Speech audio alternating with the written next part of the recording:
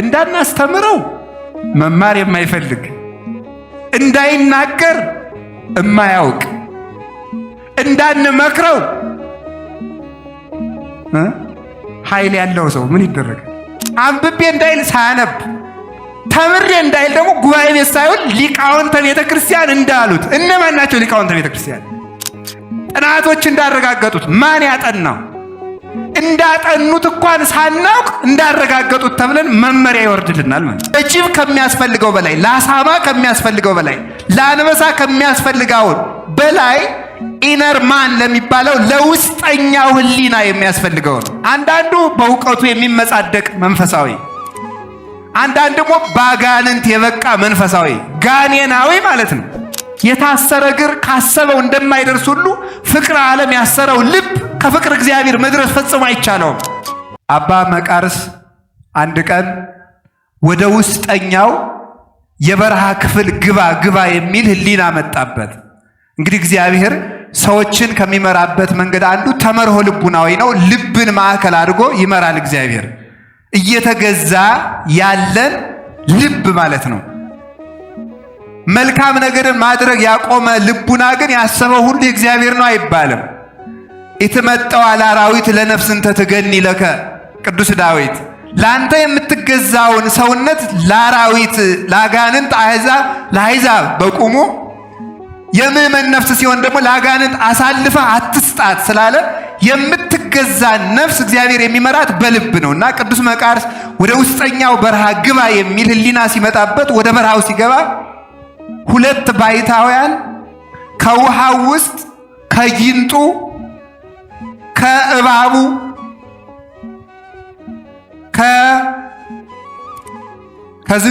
ከጊንጡ ከእባቡ ካዞ ካቃቂሩ ከእንደዚህ ያለ ሁሉ ጋር ተስማምተው ይዋኛሉ። እናንተ ምንድናችሁ? ፈራ። አይዞ አትፍራኛም እንዳንተ ሰው ነን አሉት። ለመሆኑ ፀሐይ እንደ ድሮዋ ትወጣለች አሉት። ነፋሳት ይነፍሳሉ፣ ብርሃናት እንደ ድሮ እየተመላለሱ ነው አሉት። በዚህ ዓለም እየኖሩ ነው። እናንተ ምንድናችሁ አላቸው። እኛማ የእግዚአብሔርን ቸርነት ጥግ አድርገን የምንኖር ነው። አይበርዳችሁም? አይበርደንም። ልብሳችን እግዚአብሔር ነው፣ ሙቀታችን እግዚአብሔር ነው፣ ኑሯችን እግዚአብሔር ነው አሉት። እኔ እንድድን ምን ላድርግ ቢላቸው ከሆነልህ ከዚህ ባህር ግባና አንደኛ ለኃጢአትህ አልቅስ አሉት። ኧረ እኔ አይሆንልኝም አላቸው። ቅዱስ መቃርስ በቅቶ ለንጻሬ መላእክት ከደረሰ በኋላ ነው። እንግዲያሳ ካልሆነልማ ከበዓት ገብተህ አልቅስ። አዚያ አባ መቃርስ ለልጆቹ መጥቶ ምን አላቸው? አንሰ እስከ ይእዜ ኢኮንኩ መነኮሰ አላ እሪክዎሙ ለመነኮሳት። እኔ እስከ ዛሬ ድረስ መነኩሴ አይቼ መጥቻለሁ እንጂ መነኩሴ አይደለሁም ብሎ መለሰላቸው። እነዚያ ከተፈጥሮ ውጪ ሆነው ነው። አንድ ባይታዊ ወደ ምዕራብ ዙሮ ሲሰግድ አንዱ ሰው መጣና ኧረ እባክህ ወደ ምዕራብ ዙራ አትስገድ፣ ወደ ምስራቅ ዙራችሁ ጸልዩ ይላል መጽሐፍ አለው። ወንድሜ እኔ ያንተን ፀሐይ አላውቅልህም አለው። ያንተን ፀሐይ አላውቅልህም፣ የእኔ ፀሐይ አይወጣም አይገባም አለው። ያ ፀሐይ ማን ነው? ክርስቶስ ነው። ሲበቁ ቅዱሳን ከተፈጥሮ ውጪ ይሆናሉ። ልክ ሰው በቅድስና ሲበቃ እግዚአብሔርን እንደሚመስለው ሰው በተንኮል ሲበቃ ጋኔን ይመስላል ማለት ነው። እንደ አጋንንት ዋሾ። እንዲያውም ምን ይላል መሰላችሁ? እመቤታችን በቤተ መቅደስ ሳለች አይሁድ ተሰብስበው እንዲህ ያለች ጠላት ተነስታበናለች አጥፋልን ይሉት፣ አጠፋሏቸዋለሁ ዛሬ አለ። ሄዶ ጨብ ቢያደርግ 300 አጋንንት መጡለት። አጋንንቱ ምን እንዳሉ ታውቃላችሁ? እሱም የሚሳነኝ የለም ዛሬ ማርያምን አጥፍቻ አድራለሁ ነበር ያለ። አጋንንቱ ደግሞ መጡና ጭራሽ አረ እንዲህ ያለች ጠላት ተነስታብኛለች አጥፉልኝ ቢላቸው ይሄ ምን ይሳነናል ብለን ነው? ለመት ብለን ጠብልሉ ምድርን እጠበልለከ ወለመት ብለን አውርዱ ሰማይን አወርድለከ። ሰማይንም እናወርደዋለን ምድርንም። ከዚህ የባሰ ደግሞ ወለ እግዚአብሔር እኔ ከመገብር ነው የዝዞ እግዚአብሔርንም እንደ ባሪያ ነው የምናዘው አሉት። ይሄን ይዘው ሊቃውንቱ ምን ይላሉ? የዋሾ ልጅ ዋሾ ይላል። የእውነት ልጅ እውነት ነው። የእግዚአብሔር ሰዎች እግዚአብሔርን መስለው ይኖራሉ። የአጋንንት ልጆች ደግሞ አጋንንትን መስለው ይኖራሉ። ስለዚህ የአጋንንት ወዳጆች የሆኑና በአጋንንት የበቁ ሰዎች ፍጹም እሱን የመሰሉ በሥጋ ስግዋን ሆነው በመንፈስ በአጋኔን መንፈስ የሆኑ ሰዎች ግን ቁጡ ናቸው፣ ጨካኞች ናቸው፣ ደም አፍሳሾች ናቸው። በክብራቸው ከመጡባቸው የማያጠፉት ሰው፣ የማይገሉት ሰው፣ የማይከሱት ሰው፣ ስም የማያጠፉት ሰው የላቸውም። ውሸታሞች ናቸው። የሚኖሩት የእግዚአብሔርን ክብር እየቀሙ ነው። እንደዚህ አይነት ሰዎች ምን ይባላሉ? በተንኮል የበቁ ይባላሉ። በተንኮል የበቁ። ስለዚህ ሰው መንፈሳዊ ነው ሲል ሰው በአጋንንት በመጽሐፈ ገነት እንዲህ የሚል መጽሐፍ ተጽፏል። ሰይጣን ከሰው ልብ ያለውን ያውቃል አያውቅም ተብሎ ሲጠየቅ አያውቅም። ሰይጣን ክርስቶስ በሰው ልብ መኖሩን ያውቃል አያውቅም? አያውቅም። እንግዲያውሳ ሰውየው ሲቆጣና ኃጢአት ሲሰራ ሲያየው ክርስቶስ በዚያ ሰው ልብ እንደሌለ ጋኔን ያውቃል ይላል። የዚያን ጊዜ በሉን ይሄ ቤት ባዶውን ነው እንግባበት ብሎ ዘው ብሎ ይገባበታል። ዘመዶቹን ሰብስቦ ማለት ነው። ኃጢአት፣ ክፋት ክርስቶስ በዚያ እንደሌለ ምስክር ነው። ትሕትና የሌለው ሰው፣ ቁጡ ሰው፣ ውሸታም ሰው፣ ገንዘብን የሚወድ ለክብሩ የሚጨነቅ ሰው፣ በሐሰት የሚመሰክር ሰዎች እንዲጠፉ የሚፈልግ ሰው ክርስቶስ በዚያ እንደሌለ ምስክር ነው። ቅድም እንደተማርነው ታስታውሳላችሁ አይደለም? አሁን አንድ የበቃ የክርስቶስ ሰው ወይ ከሰታፉ ክርስቶስ ተመልከቱ ኦ በግ ዘይነብ በቅድመ ዘይቀርጾ ክርስቶስ እየተገረፈ አልተናገረም። የዚህ ዘመን ቅዱሳንን ባዮች ግን ጋኔንን የሚመስሉ እንጂ ክርስቶስን የማይመስሉ ለመሆናቸው አንዱ ምልክቱ ምንድን ነው? ሳይነኩ ተነካን ብለው መለከት ያስነፋሉ። ሰራዊት አደራጅተው ሰው መክሰስ መግደል ይጀምራሉ ማለት ነው። ክርስቶስ ግን የሚከሱትን ሰዎች አልተናገረም።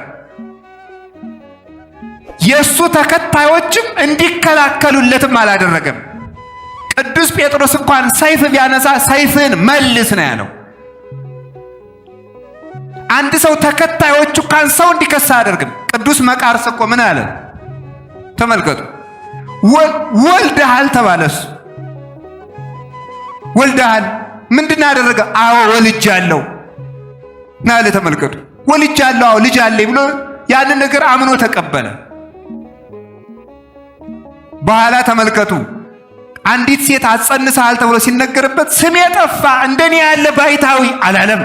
ምንድነው ያለ መሰላችሁ? አይ አዎ በል እንግዲህ መቃርስ ልጅ ስላለ ተግተህ ስራ፣ ልጅህን በምን ታሳድጋለህ እያለ ሰሌን መስራት ጀመረ። ከባቱ ተቀምጦ ማለት ያቺ ሴት ምጥ ጸናባት። ካልተናዘዝሽ እንዴት ተወኝ ስትባል አይ አንድ ጎረምሳ ከኔ አጸንሶኝ ከመቃርስ ነው የጸነስኩት ብለሽ በይ ስላለኝ ነው እንጂ እኔ ከመቃርስ አይደለም ስትል ወለደች። የሀገሩ ሰው ተሰብስቦ መቃርስ እንዴት ያለ ቅዱስ ነው እያሉ ሲከተሉት ኃጢአት የተገለጠብኝ ብሎ ኮበለለ ይላል። በዚህ ዘመን ቢሆን ተመልከቱ የኛ ጽድቅ ተብሎ ተቀርጾ ይለቀቅልን ነበር ማለት ነው። ያ ግን የሆነው እሱ ግን ሸሸ። ስለዚህ መንፈሳውያን አሁን በዚህ ዘመን መንፈሳዊ ሰው አለ። አዎ መንፈሳዊ ነው። አንዳንዱ በእውቀቱ የሚመጻደቅ መንፈሳዊ፣ አንዳንድ ደግሞ ባጋንንት የበቃ መንፈሳዊ ጋኔናዊ ማለት ነው። መንፈስ እኮ ነፋስም መንፈስ ይባላል። እስመ መንፈስ ሀበ ፈቀደ ይነፍህ ወቃሎ ተሰምዕ ወባይቱ ይተአምር ሀበይ ተመልከቱ ይመጽእ ሀበይ ያሐውር። መንፈስን ነፋስን መንፈስ ይለዋል ግዙ። አሁን ነፋሳዊ የሆነ ሰው መንፈሳዊ ይባላል ማለት ነው።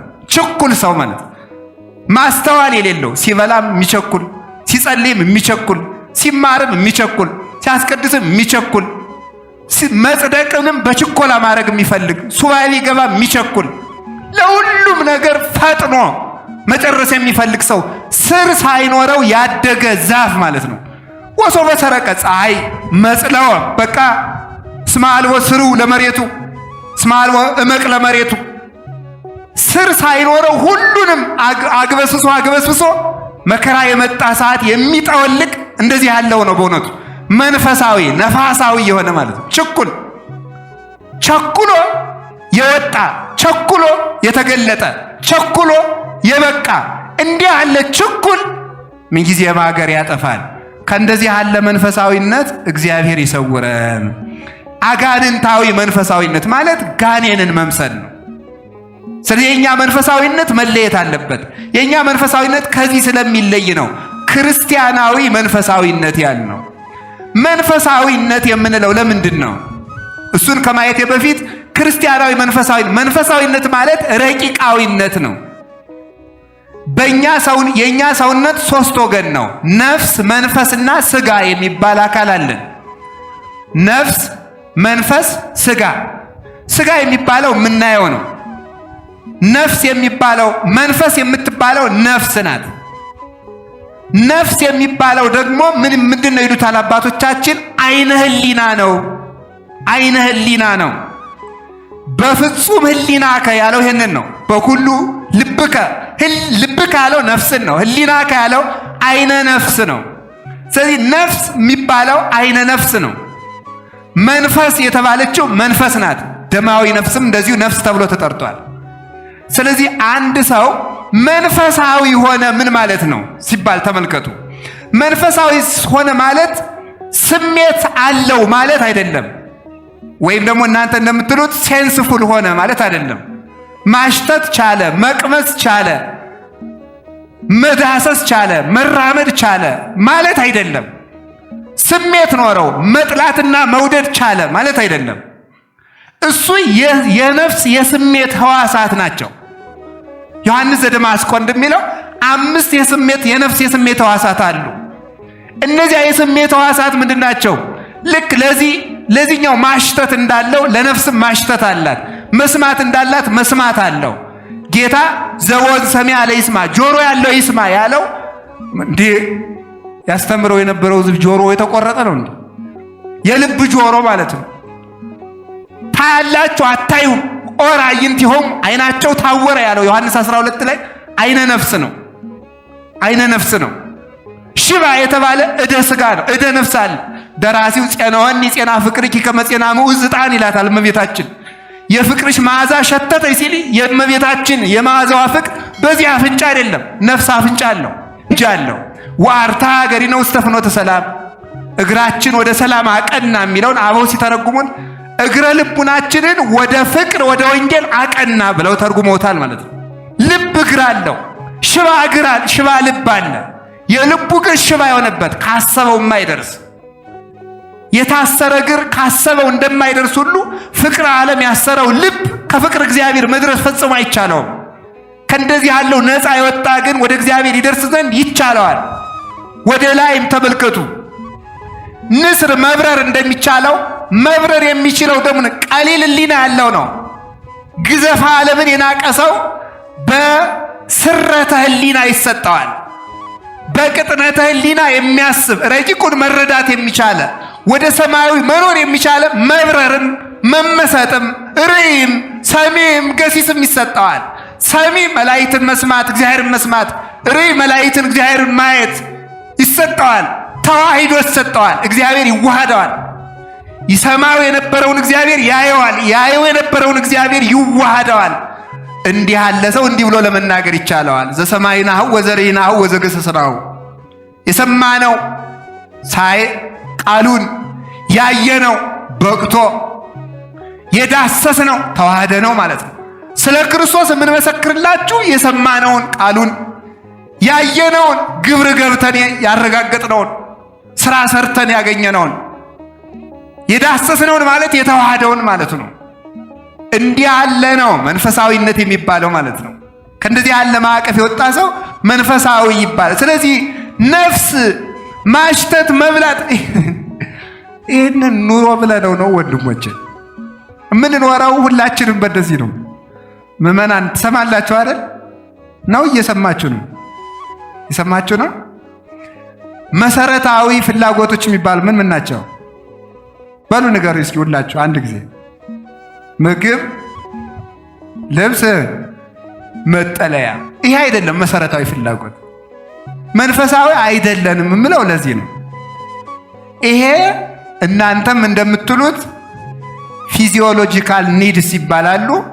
ሰው ዝም ብሎ ስጋ ስለሆነ የሚያስፈልገው ነው ሰው። ስለዚህ ጸልዮ እንጀራ ቢያገኝ፣ ጸልዮ ልብስ ቢያገኝ፣ ጸልዮ ቤት ቢያገኝ መንፈሳዊነት አይደለም። መንፈሳዊነት የሚባለው ቅድም ካልኳችሁ ፊዚዮሎጂካል ከሚባለው ለአውሬ ለጅብ ከሚያስፈልገው በላይ፣ ለአሳማ ከሚያስፈልገው በላይ፣ ለአንበሳ ከሚያስፈልገው በላይ ኢነር ማን ለሚባለው ለውስጠኛው ህሊና የሚያስፈልገው ነው። ያን ያስረገጠ ሰው መንፈሳዊ ይባላል። መንፈሳዊ ማለት ስለዚህ ምን ማለት ነው? ነፍሳዊ ሰው ማለት ነው። ነፍሳዊ ሰው ለነፍስ ያስብላታለሁና ልቤን አዳምጣለሁ ያለ ሰው ሁሉ ደግሞ መንፈሳዊ አይባልም። ነፍሱ ደግሞ በመንፈሳዊ አካል የምትመራ ስትሆን ነው። ያ መንፈሳዊ አካል ማን ነው? እግዚአብሔር ነው። ስጋው በስጋ እንደሚመራ መንፈሱ በመንፈስ ይመራል። ስጋው በስጋ አቅጣጫ ይሄዳል፣ በስጋ ጥላ ያርፋል፣ በስጋ ቤት ይተኛል፣ የስጋ ውሃ ይጠጣል፣ የስጋ እንጀራ ይበላል። ይህንን ነፍስና ስጋውን ያመጣጠሰ ነው። ስለዚህ መንፈሳዊ ነው የሚባለው አንድ ሰው ስጋው ለነፍሱ ገሪር ሲኖራት ነው። መገዛት ቅዱስ ያሬድ በጾመ ድጓው ናግርሮ ለስጋ ነው ያለው። ስጋችን ለነፍሳችን እናስገዛው ያለው ነው። ነፍስ በስጋ ላይ ትሰልጥን ማለቱ ነው። ትሰልጥን መሰልጠን የተቻላት እንዲህ ያለው ሰው መንፈሳዊ ሰው ይባላል። እስኪ መንፈሳዊ በሉ። መንፈሳዊ ማለት ስጋውን ለህሊናው፣ ህሊናውን ለነፍሱ፣ ነፍሱን መንፈስ ለሆነው ለእግዚአብሔር ያስገዛ ሰው መንፈሳዊ ይባላል። እስመ እግዚአብሔር መንፈስ ውእቱ፣ እግዚአብሔር መንፈስ ነውና ስጋውን ለህሊናው፣ ህሊናውን ለነፍሱ፣ ነፍሱን ለስጋው። ስጋችን ለህሊናችን እንዳይገዛ ህሊናችን ዕውቀት የለውም። ህሊናችን የሚያበሩ ነገሮች አሉ። ስለሚዘገይ እንግዲህ ሌላ ጊዜ እንማማረዋለን። ልተው እዚህ ላይ ህሊናን የሚያበራ ነገር አለ። ህሊናችን ዕውቀት የለውም። ዕውቀት ስለሌለን ሁለት ሰዎች ይበጠብጡናል። በዚህ ዘመን እኔ ሁለት አይነት ንግግር የሚናገሩ ሰዎች ይገንቁኛል። ጥናቶች እንዳረጋግጡት የሚሉ ሰዎችና ሊቃውንተ ቤተክርስቲያን እንዳሉት የሚሉ ሰዎች ማለት ነው። ጥናቶች እንዳረጋገጡት ብሎ ያወራል። ማን ያጠናው ብሎ የሚጠይቅ ስለሌለ ደፍቶብን ይሄዳል።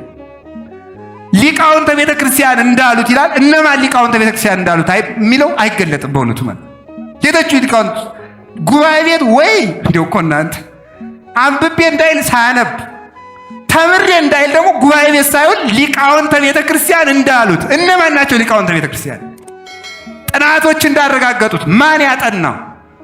እንዳጠኑት እንኳን ሳናውቅ እንዳረጋገጡት ተብለን መመሪያ ይወርድልናል ማለት ነው። ይሄ ነው የድንቁርናችን መጨረሻ ማለት ነው። ከዚያ በኋላ ሁላችንም ያወቅን መስሎን ባላዋቂነታችን ዕውቀት እየተመጻደቅን እንኖራለን ማለት ነው። እንዳናውቅ ያላዋቂ አዋቂነታችን የተለሰነ መቃብር ሆኖብናል ማለት ነው። እንዳናውቅ ማወቅ እንዳናችል አላዋቂነታችን ምን ሆኖናል? እንደተለሰነ መቃብር ሸፍኖናል።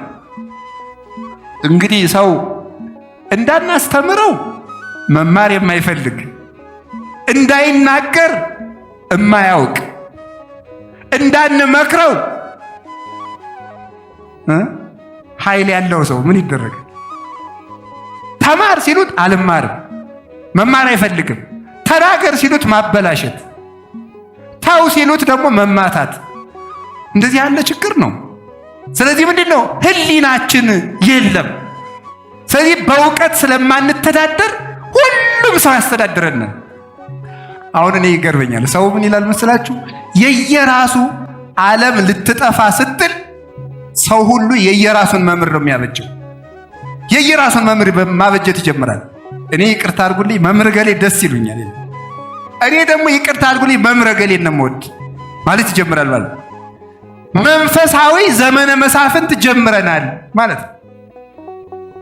ቤተ ክርስቲያንን ዘመነ መሳፍንት አድርገናል። አሁን እኮ አዛዥ ያልሆነ ማን ነው? ባይታዊ የራሱን ይነዳል። መነኩሴው ደግሞ በራሱ የራሱን ቡድን አቋቁሞ ደግሞ ይነዳል። ፖለቲከኛው ደግሞ በዚያ ይነዳል። ደግሞ አንዱ ዲያቆን ደግሞ ብድግ ብሎ ደግሞ ይነዳል። የማይነዳን ማን ነው? ለምን ሲባል አይምሮ የለንም፣ ዕውቀት የለንም፣ ትምህርት አንወድም። ታምር እንጂ ትምህርት አንፈልግም። ትምህርት ትምህርት የማይፈልግ ሰው ደግሞ ትምህርት ካልፈልገ መጥፋቱ አይቀርም። ክርስቶስ ድነትን የጀመራት በትምህርት ነው። በትምህርት ጀመረ። ትምህርትን ለሐዋርያት ሰጥቶ ሄደ። በዚያ ትምህርት ዓለም ዳነ። ስለዚህ ሥጋ ለእውቀት ይተዳደር። እውቀትን ደግሞ ምን መሆን አለበት? ነፍስ ትምራው። ነፍስን ማን ይምራት? እግዚአብሔር። እውቀት ብቻ ደግሞ ሕሊናን ከመራው ደግሞ መንፈሳዊነት ከሌለው መጥፋት ይመጣል። ነፍስ ደግሞ እውቀትን ያስተዳድረው። ነፍስን ማን ያስተዳድራት? እግዚአብሔር። ያ ከእግዚአብሔር ጋር ያለን መስመር መንፈሳዊነት ይባላል። እስኪ መንፈሳዊነት በሉ። ከማን ጋር ያለን መስመር ነው? ከእግዚአብሔር ጋር ያለን መስመር ማለት ነው። አሁን ያ ነው የተቋረጠ። እኔ እውነቴን ልንገራችሁ፣ አሁን እየሆን ላለው ነገር ሁሉ አንዱ መነሻው የመንፈሳዊነት ችግር ነው። ከእግዚአብሔር ጋር ህብረት አቋርጠናል ነው እያልኩ ያለሁት። ከእግዚአብሔር ጋር ከምኑ ጋር? ከተፈጠርንበት ዓላማ ጋር፣ ከእግዚአብሔር ከፈቃዱ፣ ከእግዚአብሔር ቤተ ክርስቲያን፣ ከእግዚአብሔር ክህነት፣ ከእግዚአብሔር ቁርባን፣ ከእግዚአብሔር ትምህርት፣ ከእግዚአብሔር ሕግ፣ ከእግዚአብሔር ስርዓት፣ ከእግዚአብሔር ቦታ